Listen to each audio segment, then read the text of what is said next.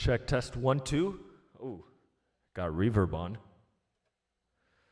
That was from my live stream from the other day with Party Hard.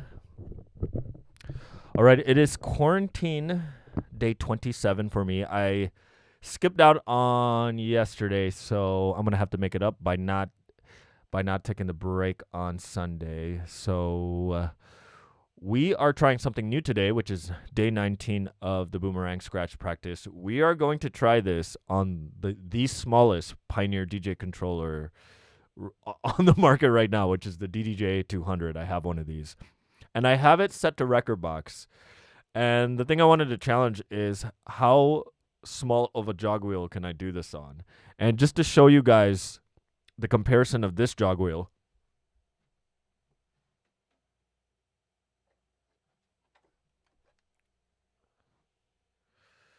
Here's my DDJ SB3.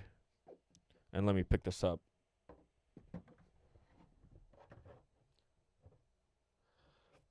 This is a small jog wheel.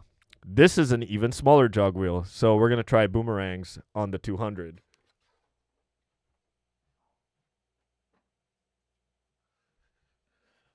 So let's start with some warm-ups and see how this goes, if this will even work.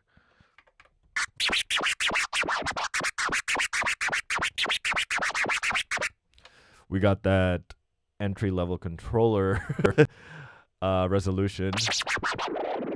So, all right, let's try this out.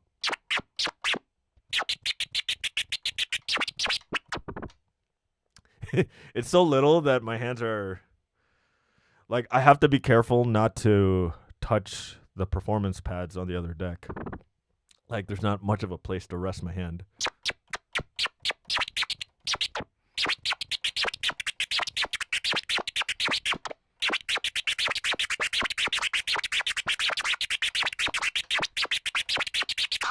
Okay, a little challenging with the skinny fader. These aren't the P-locks, unfortunately. I'm going to switch it with one of the chroma caps that I have.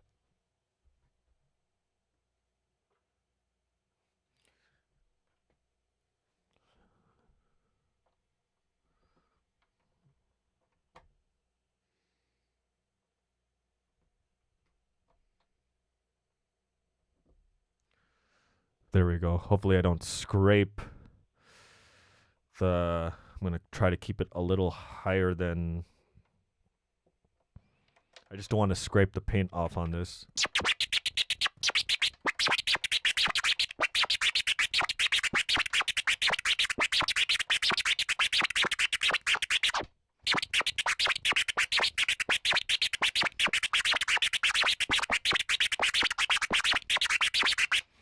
So I'm getting a consistency, not exactly the same way it sounds like when I have the 800, but it's not bad.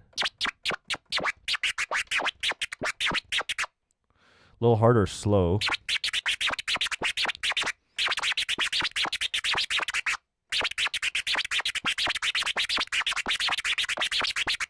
I can't rest my fingers like I normally do because there's not a lot of platform to do that. All right.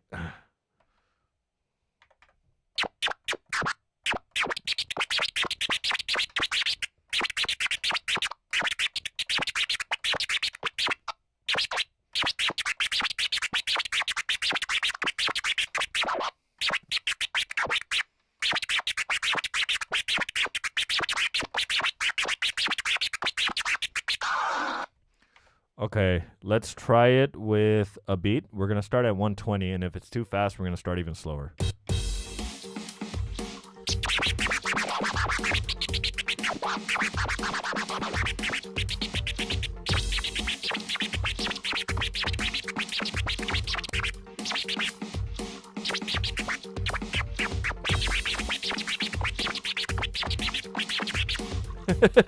It's a little tough.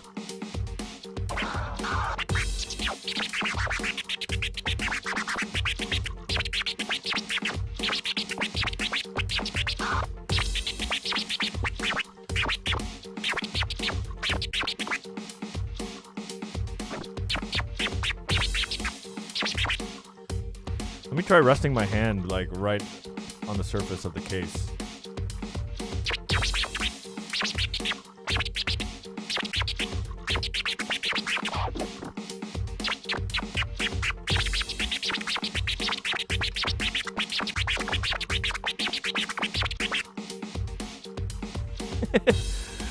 I can feel my arthritis having a problem with this one. Like it hurts this finger.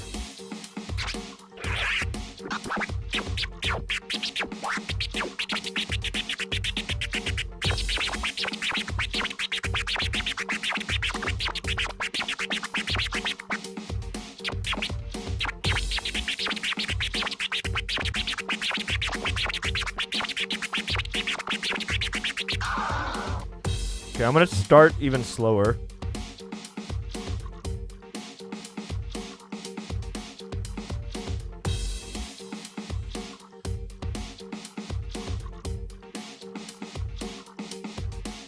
Okay, we're gonna go to 110.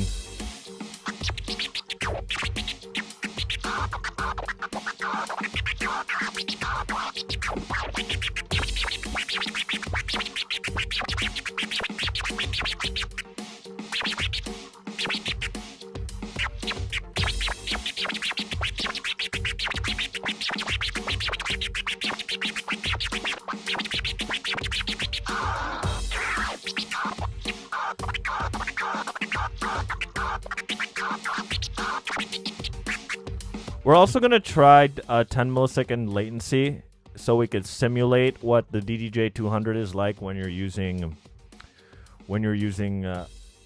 an iPhone, a mobile device, because that's what it's made to be used with. So we're going to try that out as well, but right now we're just going to do it at the same 2.0 milliseconds that we were doing previously with the DDJ-800.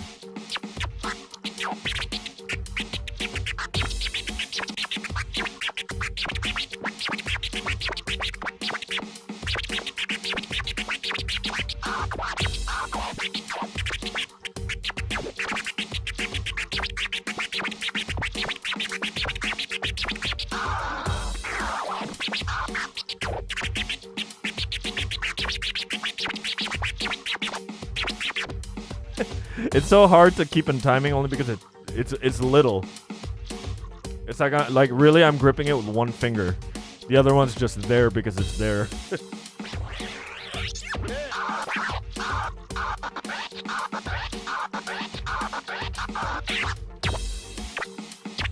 It's like a little my first Nexus.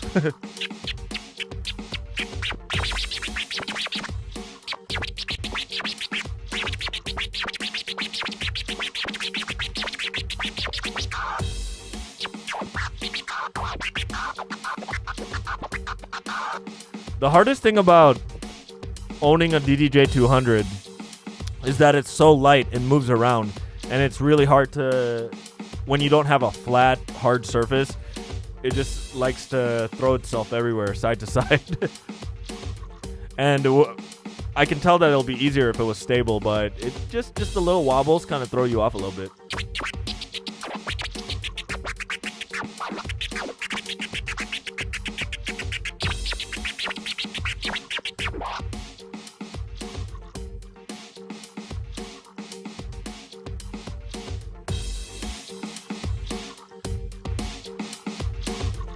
Had to turn it up. I noticed my volume was low. Okay.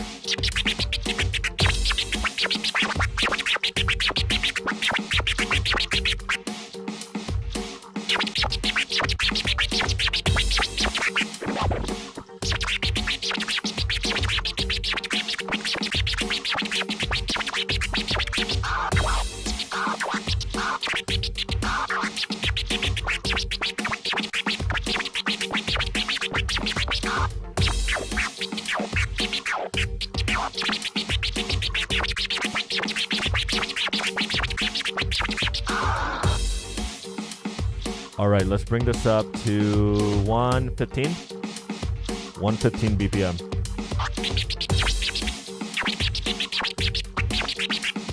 I wonder if I have crossfader lag distance.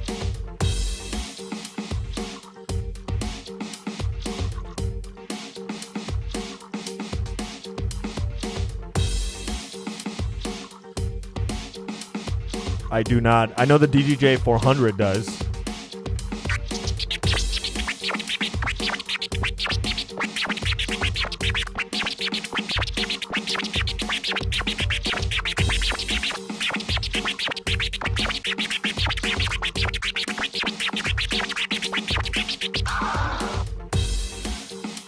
Not bad.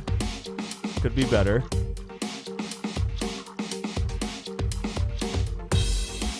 A really cool accessory that I've seen somebody build, a guy named Fair Moore from Argentina. He actually built an extension case so that you can fit a power bank that will power both the DDJ-200 and your phone, and you put your phone right here, so it's a little all-in-one, like by itself. So your phone would sit here, the power bank would be underneath this little case, or I guess you would call it a case, and it would just lean right there on the DDJ-200. I thought that was really cool.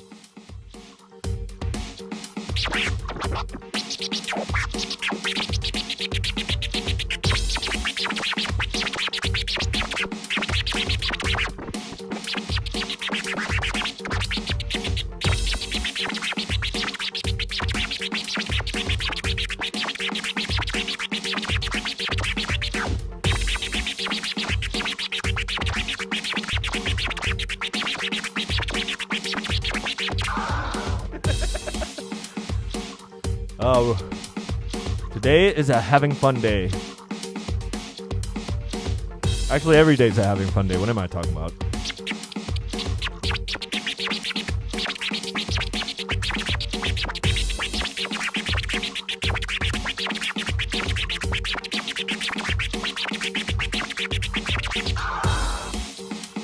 That one was all right. I think 120 is one of those natural rhythms, natural tempos that I hit better.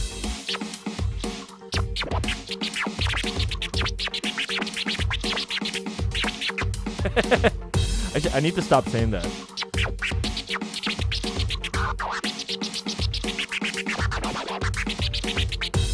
I don't know if you guys noticed that, but that's one of the things I really like about Rekordbox is the scratch gets quieter the faster you go. And it comes back a little louder when you slow it down. And the great thing about that's how vinyl kind of behaves on a real needle and a record. So it doesn't get screechy when you're going fast.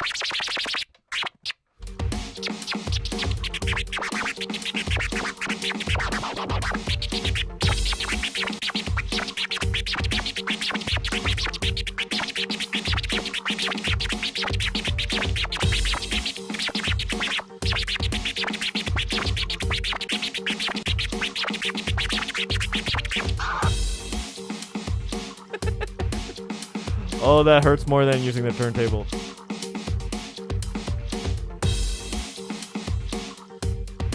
You know those guys who say the controller does everything for you? Don't talk until you try it.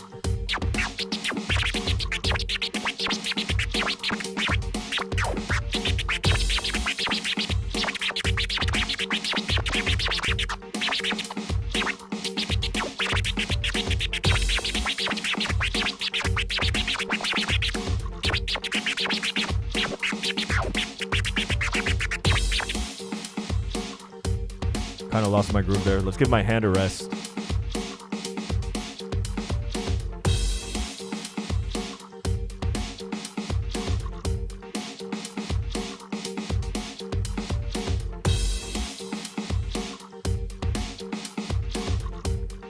Is there a 2 turntable combo around 1200 with a mixer that I would recommend? Well, you could always get the PLX 500s and the DJM S3. I would double check how much that is, but I think that would be, I mean, I don't know what they are offhand, so you might just, I would double check the prices on those.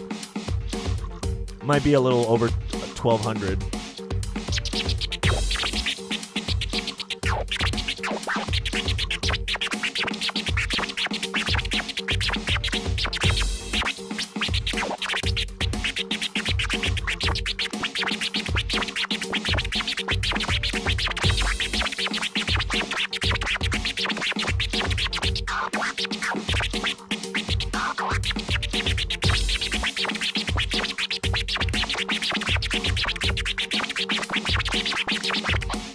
It's so weird. I don't know how to do this scratch as effectively when I'm doing it free-handed versus planting my hand rested down and just using pinky and thumb.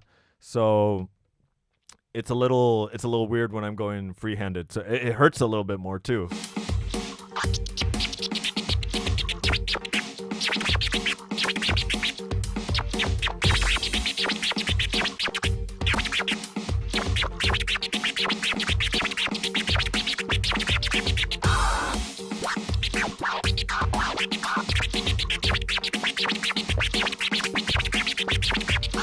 Ooh, that was good.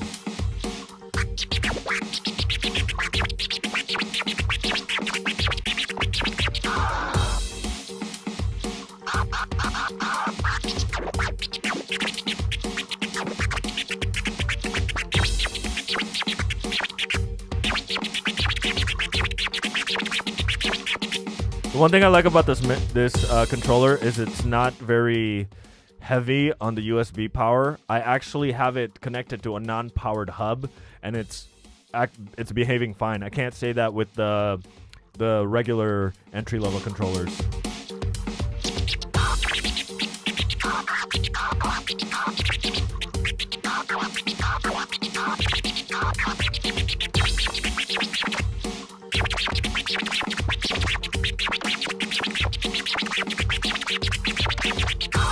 Oh, a little sloppy.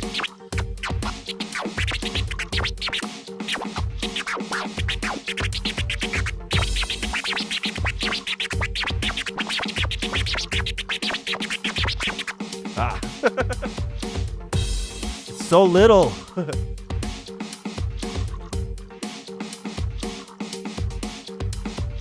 Yeah, I'll type that out for you.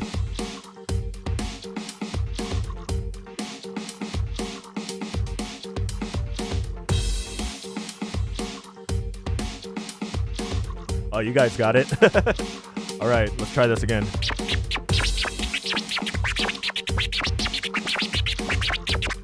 Ah, sloppy.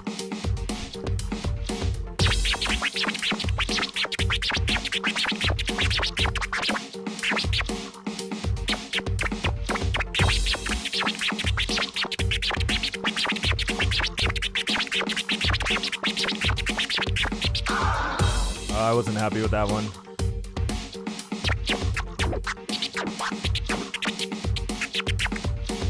So why on the 200? Just to challenge myself if I could do it on a smaller jog wheel, because I was already struggling on the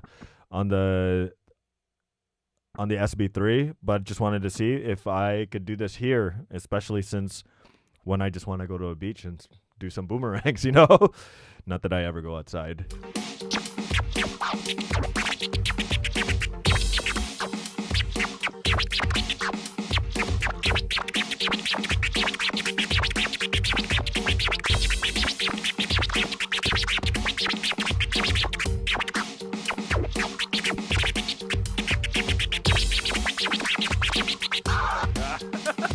Yeah, this one's hard.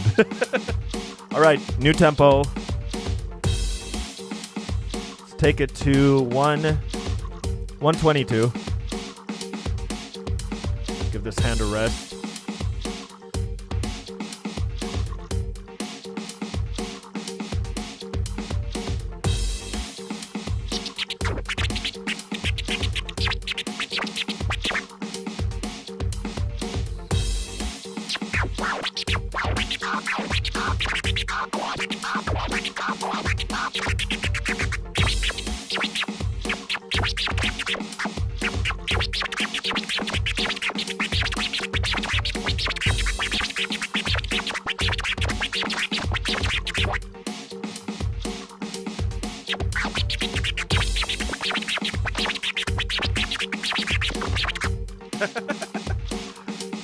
Ay, ay, ay. You have like literally like that much room to plant your fingers down. Like I have to do this with my hand just to get the edge, the outer edge.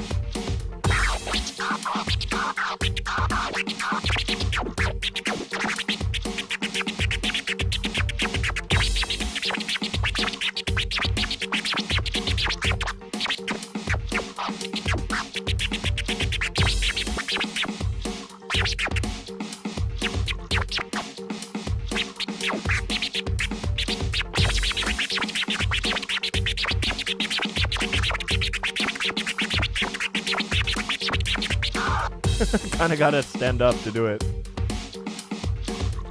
All right, let's get up to 124 BPM. I know I'm raising. I haven't really perfected any, but this is the DDJ-200. I didn't have a high expectation to perfect it on this because, you know, it's a tiny little controller.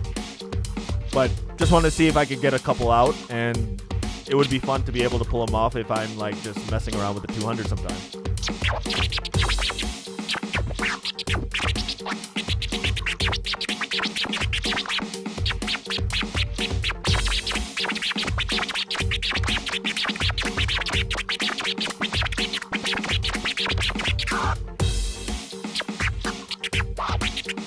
And the thing is the crossfader and the jog wheel are accurate. It's just getting used to the size. And the crossfader is same length as a normal mixer. It's the lack of a place to rest your hand.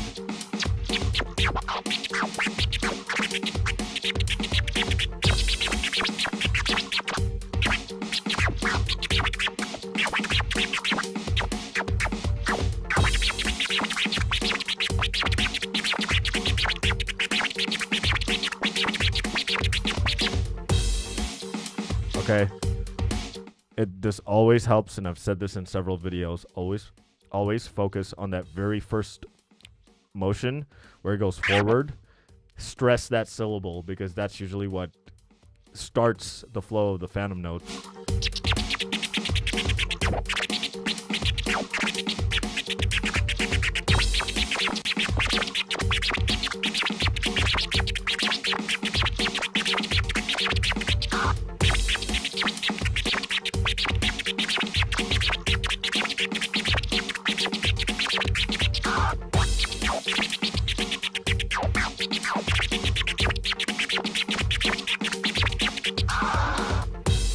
See what I mean?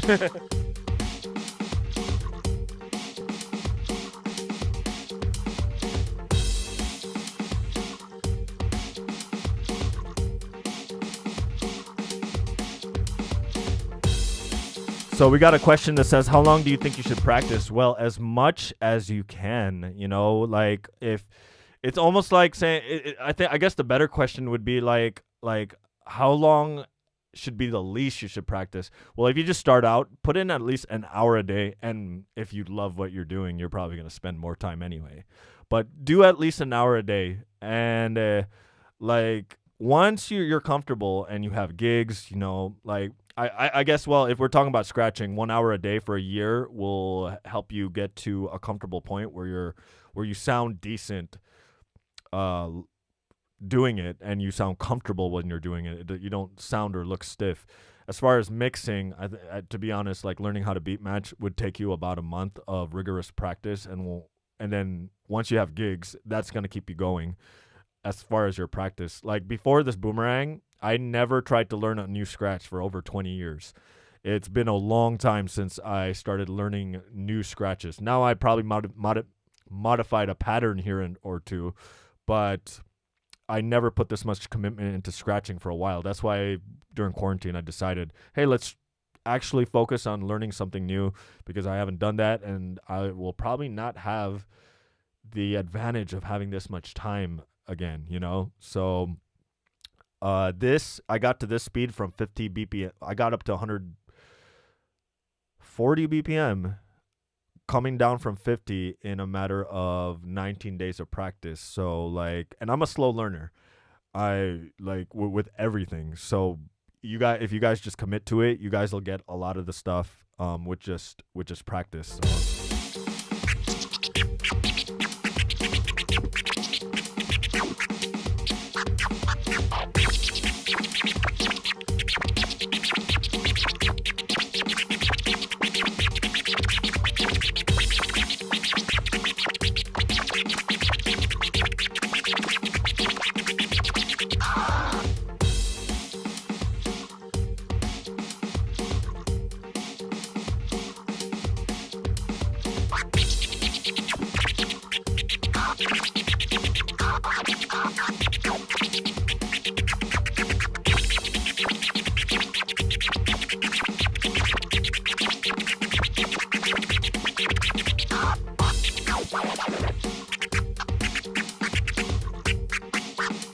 Well, I keep seeing red lights. I hope it's not glitching out there.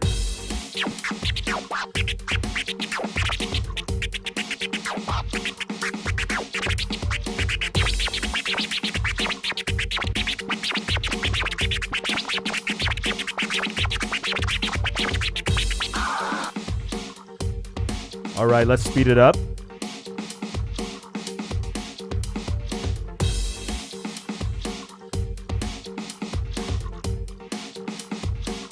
$126 BPM. Yeah, I changed the crossfader because I was having trouble with that skinnier factory one. Luckily, these aren't the P-locks, so they just pop right off.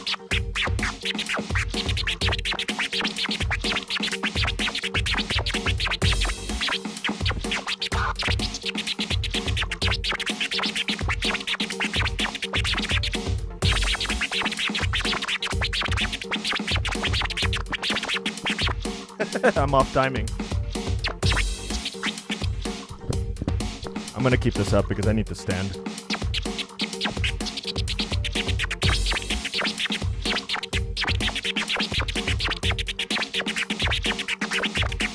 Oh, I'm off.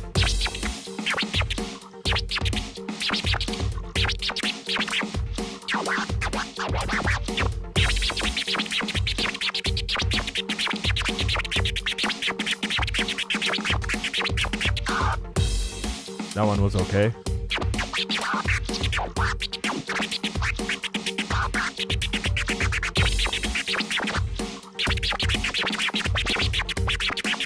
So it kind of helps for the smaller jog wheel to be farther inside instead of at the tip.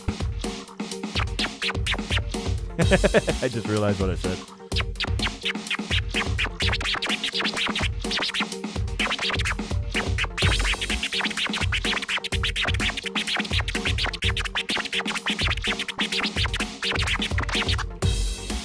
Almost there.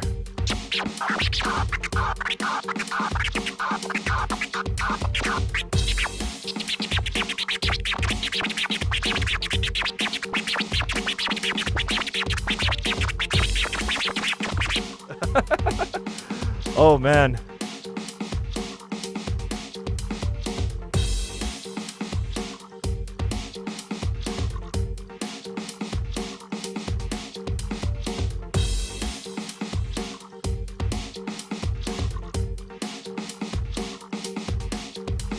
Do I think practicing on a smaller mixer will help to go back on a... I guess what you mean is, does practicing on a small controller or a small jog wheel help you go back? Honestly, it's a little different. I think each one you have to learn. Like, I struggle with this one. I'm okay with the entry-level controller. I love the one on the DDJ-200. I love the one on... Like, I'm pretty good with the one on the CDJ style size jog wheel, but I wish I had tension control so I could turn it down. I will say this, the easiest place to scratch for me is as far as getting it accurately and getting fast is actually on turntables. So it's easiest to scratch on turntables. So I mean, as far as this scratch goes, when it comes to babies, forwards, chirps, Joe Coolies, transformers, none of these really are harder than the other for me, only because I've been used to going back and forth on them.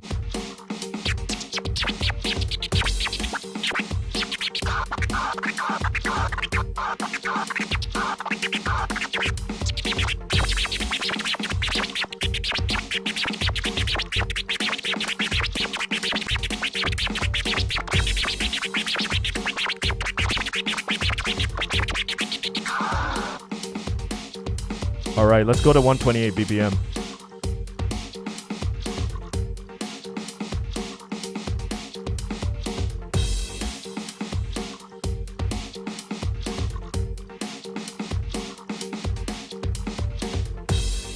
Yeah, if you're starting out, I would recommend getting the DDJ-400. It's not to say that the 200 is not a good... This is something you would get for your kids, like for real. Like something that doesn't require a computer, even though you can use it like I am right now. This is something you get for your kids. Or if you want something extra as a practice device.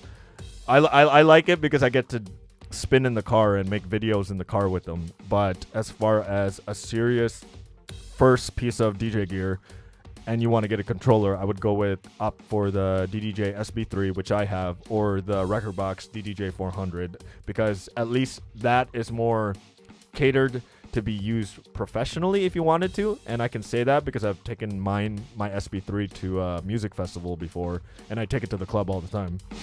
Despite having all this gear at home, I take the little entry-level controller to work.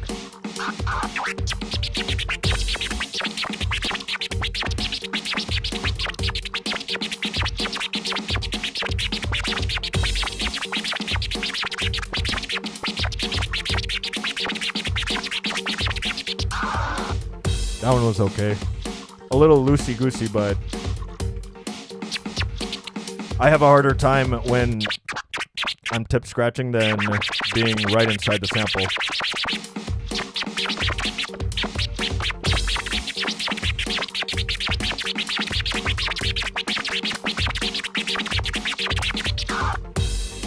And there's not a lot of room for your hand to just fall out.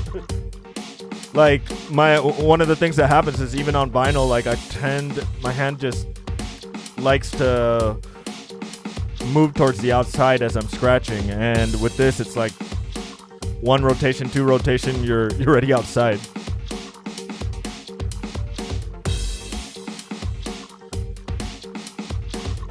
Yeah, we're on 128.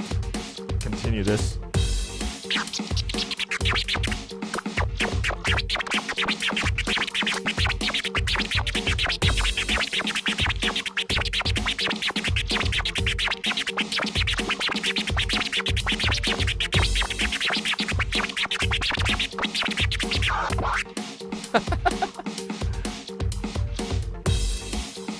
I can't stop laughing just because it's so small, you know.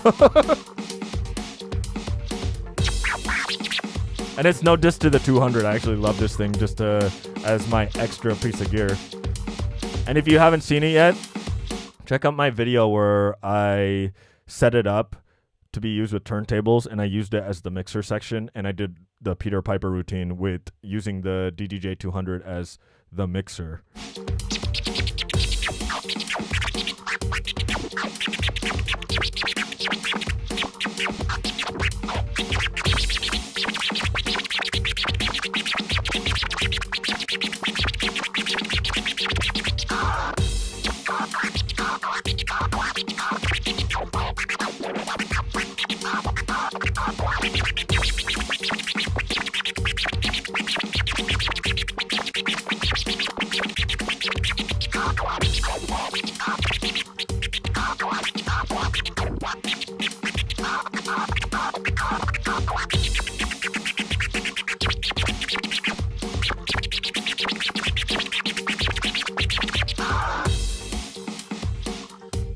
Not bad. If I was, the thing is, I don't seem to get it on the first try, which I want to do, so that way I could like just do little spurts of Boomerang.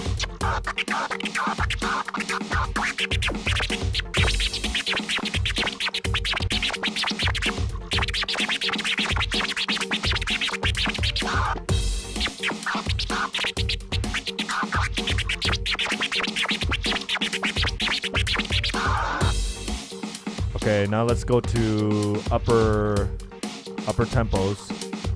Bring it to 130. Actually, before we even do 130, let's go to 140 and try a medicine ball run.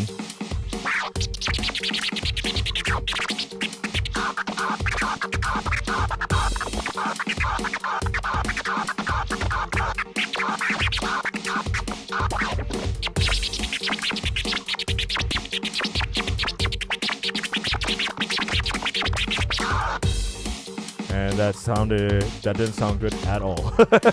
Okay, now let's get back to 130 and see what that does.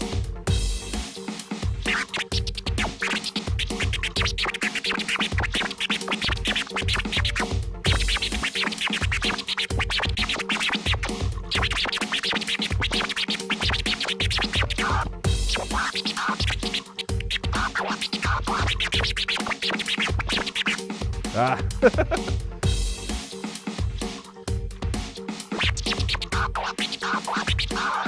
Let's try the fresh sample.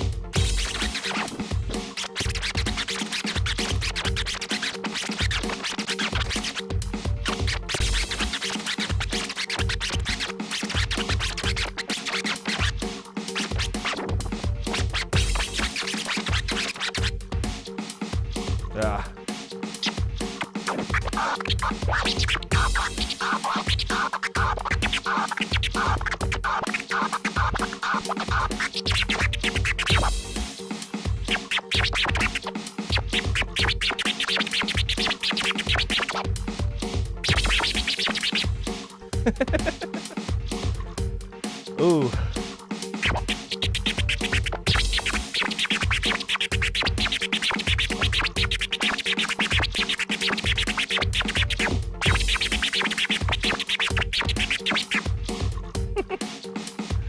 Okay, let's go to 132. I think this is going to be the fastest we're going to be able to go with the 200, which would be 128. 128 would, I think, be the most comfortably fastest I could go. I think we're pushing now.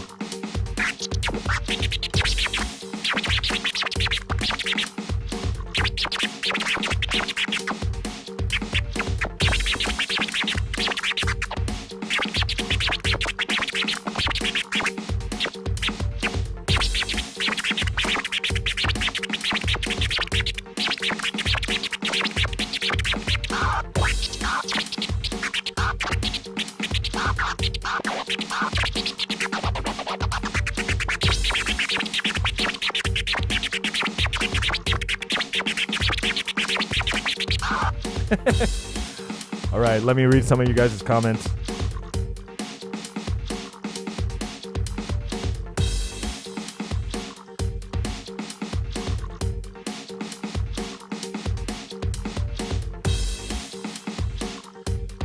Oh yeah, you said Rob Swift said that doing stabs improve hand-to-hand coordination. That is very, very true, because that really gets your precision going. I should keep that as a note, because I don't actually say that, but that is a very, very truthful statement right there.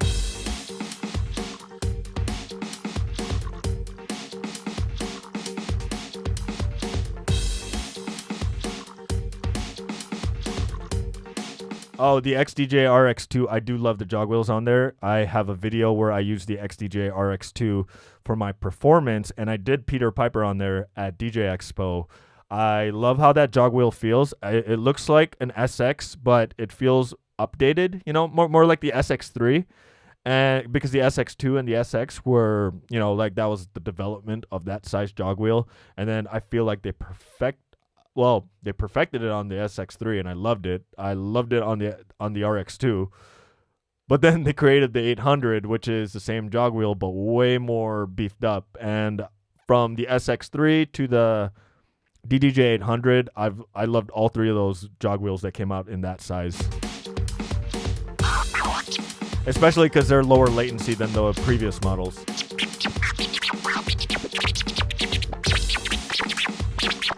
The first time I tried a DDJ SX, I couldn't scratch on it because I was coming from CDJs.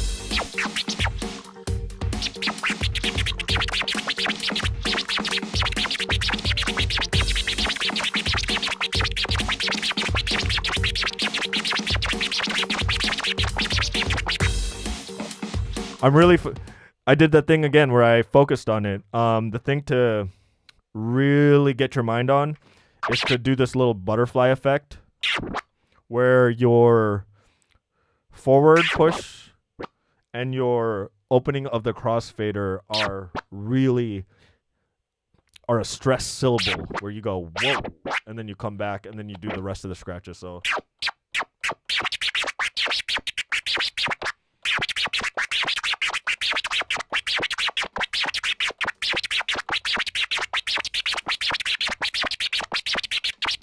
yeah, and that's what I got to focus on, and I kind of forget that because I don't have to do so much syllable stressing on bigger jog wheels or vinyl.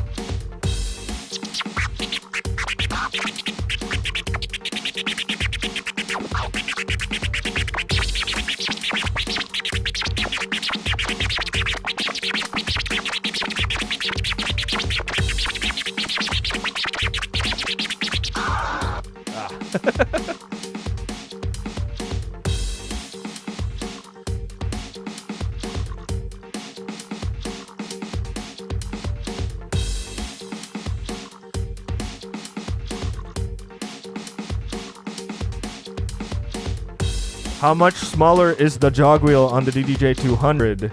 I brought this out earlier, but I'll show you guys again. Hang on.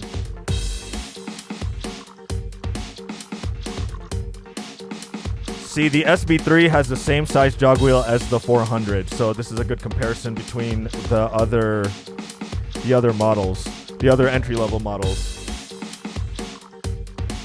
So that's with the SV3, which has a similar size to the 400.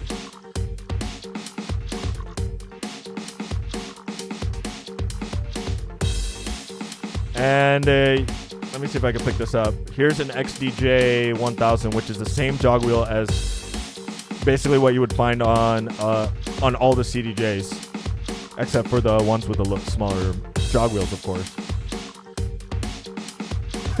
I think the top of the 200 is about the same radius as the glass on the display on the DDJ-1000.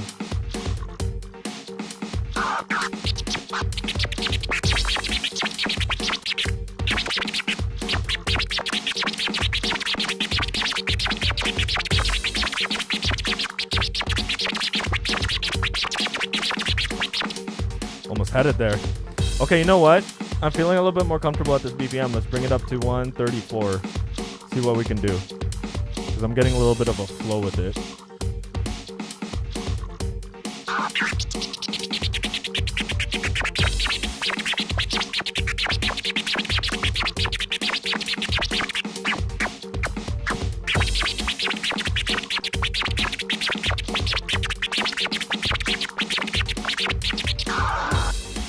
Okay, and just for challenge, let's power through and try to get to 140 and see what we can do.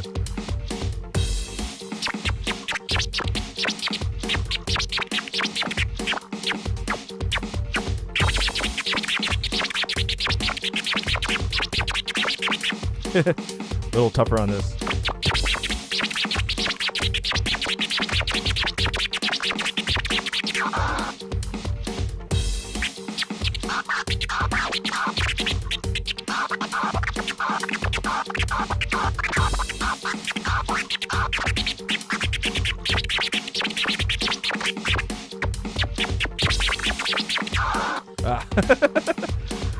Okay, let's get to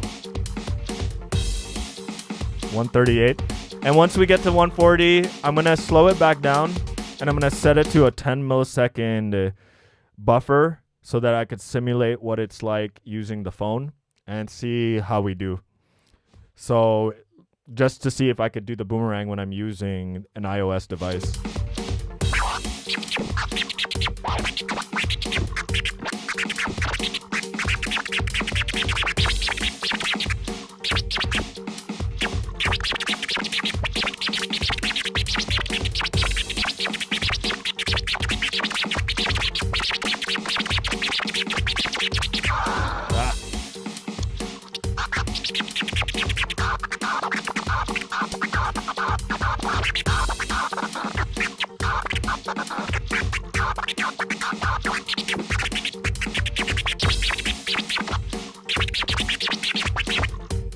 Yeah, it's tough at this BPM. And let's just try 140 again.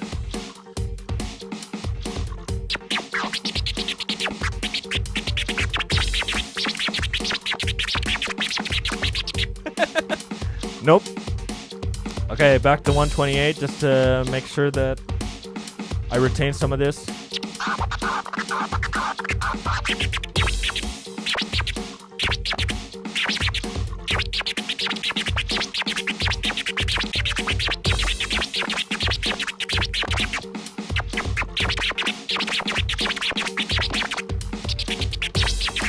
I kind of lost it.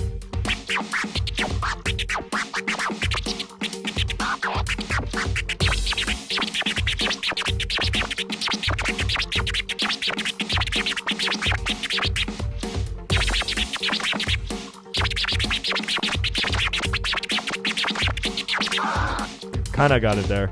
Okay, let's try this at 10 milliseconds.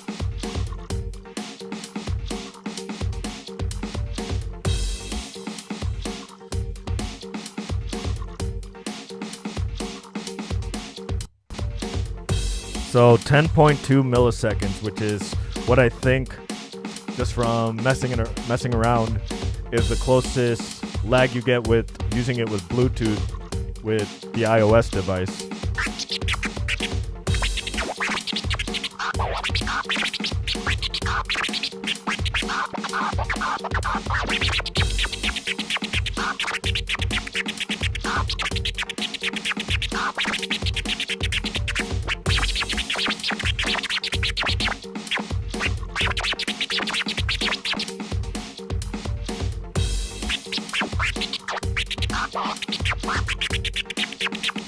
Might be a little too much. Let me just bring it down. It doesn't feel familiar. Brought it down to 8.7. I like this about Rekordbox is that it's not just like 1 millisecond, 2 millisecond, 5 millisecond, 10. I can get in between.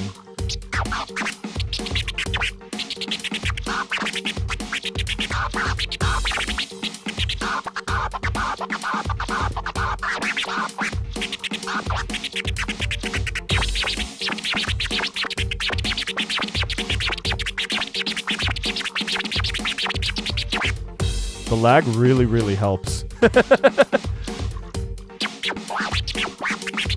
The thing you have to understand about controlling the latency on a controller versus controlling the latency on when you're using DVS is that the crossfader is also affected by it. Unlike, I got to do a video on this, but yeah, like when you're doing it on DVS, 10 milliseconds feels like a lot, because you no longer have the same coordination with the crossfader and the timing of the movement of the vinyl. While on a controller, because everything is mixed in software, all these controls are just controls, and everything is a command that's being done in software. That means that the crossfader and the jog wheel are both affected by the different buffer speeds. So you're able to get to slower speeds, like, you know, higher buffer ratings, like 10 milliseconds easier than you would on DVS. So just a side note.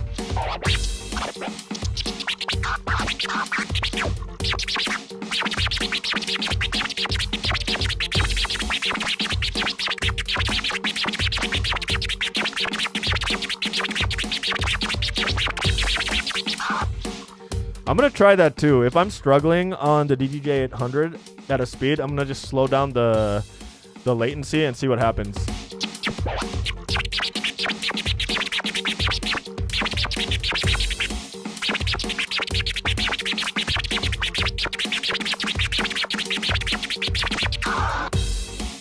Okay, let's bring this up a little bit.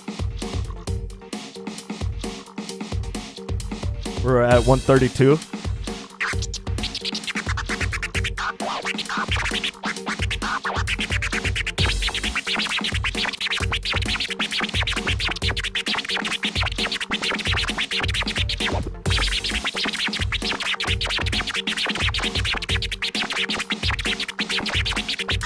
I'm going to try it back at 10 milliseconds and see what happens.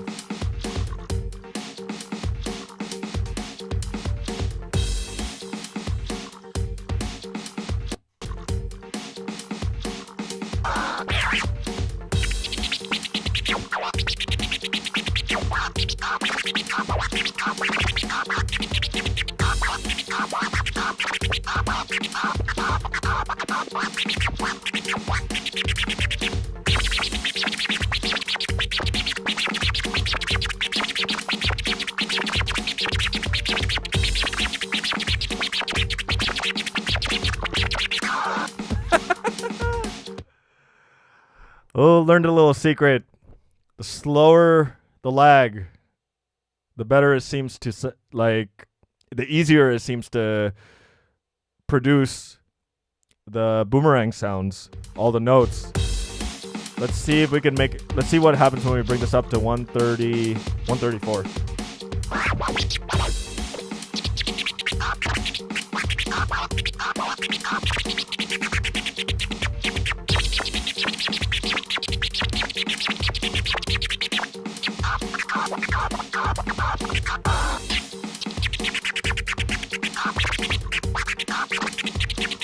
It's kind of weird because I kind of feel the offset where it's like I do the scratch and there's just like maybe a split second before you hear the sound. So I'm seeing my hand but not hearing the sound after. So it's kind of eerie to see.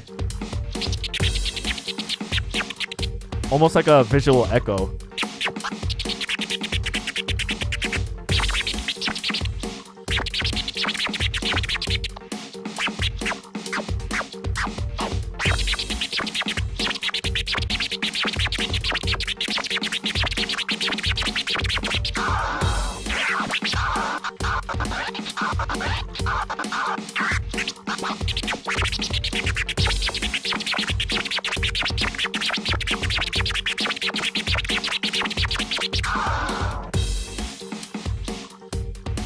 right, let's bring it up to 136.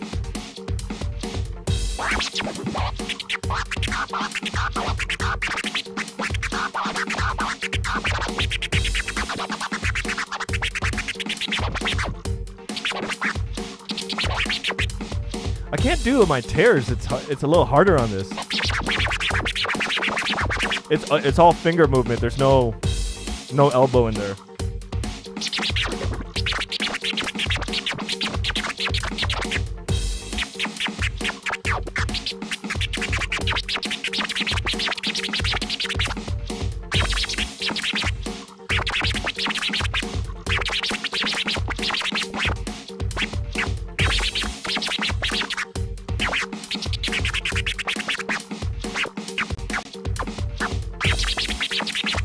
Okay, I think I'm at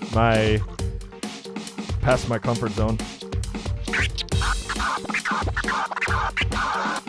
Okay, let's bring it back to 128 and see how we do with this.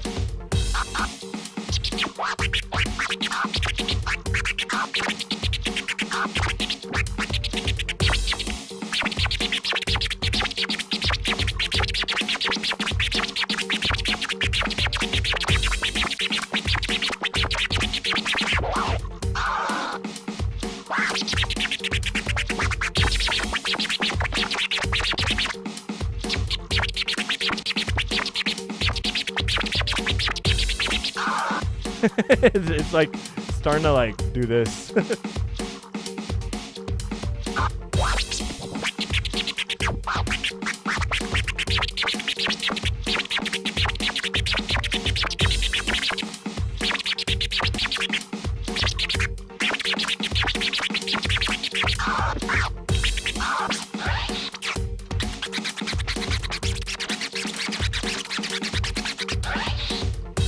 All right, let's freestyle a little bit.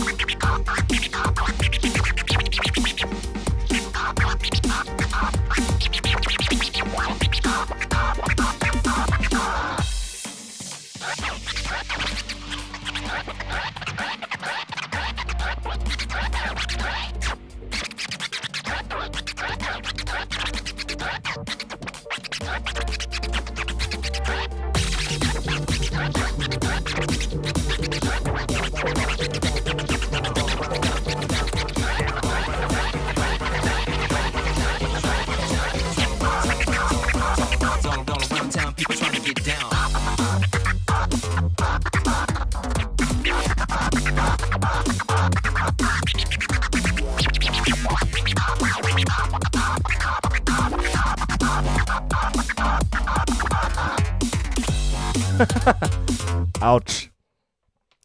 But yeah, just wanted to have some fun today and mess with the DDJ-200 with my Boomerang scratch. I was meaning to do that. It's not something I'm going to continue to practice, but it did help me discover something. Slowing down the latency helps pronounce the syllables, all the notes inside the Boomerang, which is something I might want to try when I'm using it with the XDJs, CDJs, or the 800, or even the SB3. So we'll probably have to explore that. So let's check some of you guys' comments.